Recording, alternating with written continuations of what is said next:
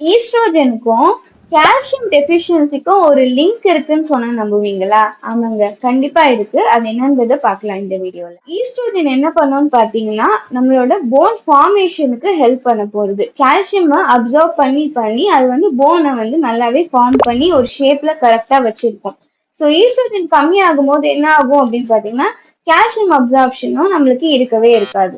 So என்ன ஆகும் அப்படின்னா ஆல்ரெடி இருக்கிற ஜாயிண்ட்ல இருந்து கால்சியம் எடுத்துக்கிட்டே இருக்கும். அது பிளட்ல இருந்து கால்சியம் எடுக்காம நம்மளோட ஜாயிண்ட்ல இருந்தே அது கால்சியமா அப்சர்வ் பண்ண ஆரம்பிக்கும். ஸோ என்ன ஆகும் அப்படின்னு பாத்தீங்கன்னா நார்மல் போன் டென்சிட்டி இரோட் ஆகிட்டே போகுது. ஏன்னா கால்சியம் டெஃபிஷியன்சியை மீட் பண்றதுக்கு நம்ம பாடி வந்து அங்கிருந்து நம்மளுக்கு கால்சியமா எடுக்குது.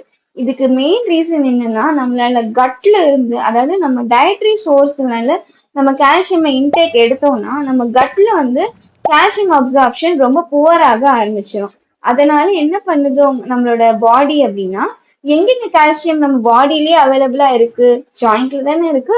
ஸோ அதனால ஜாயிண்ட்ல இருந்து அது வந்து அரிச்சு ஸ்லோவா அங்கிருந்து எடுத்துக்கிட்டே இருக்கு. ஸோ இதனாலதான் வந்து போன் டென்சிட்டி ரொம்ப கம்மியாயிட்டே வருது. அதனாலதான் வந்து எல்லாருக்குமே, அதாவது 40 இயர்ஸ் மேல இருக்கிற விமன் எல்லாருக்குமே வந்து டயட்ரி சோர்ஸ் வச்சு மட்டும் கால்சியம் சோர்ஸை இம்ப்ரூவ் பண்ண மாட்டாங்க. ஏதாவது ஒரு சப்ளிமெண்ட் கொடுத்துதான் கால்சியம் வந்து நம்ம இம்ப்ரூவ் பண்ற மாதிரி இருக்கும். ஏதோ ஒரு ஜாயிண்ட் பெயின்னா உடனே ஒரு ஹெல்த் கேர் ப்ரொஃபஷனல போய் நல்லா கன்சல்ட் பண்ணிட்டு ஒரு ப்ராப்பரான டோசேஜ்ல கால்சியம் இன்டேக் எடுத்துக்கோங்க.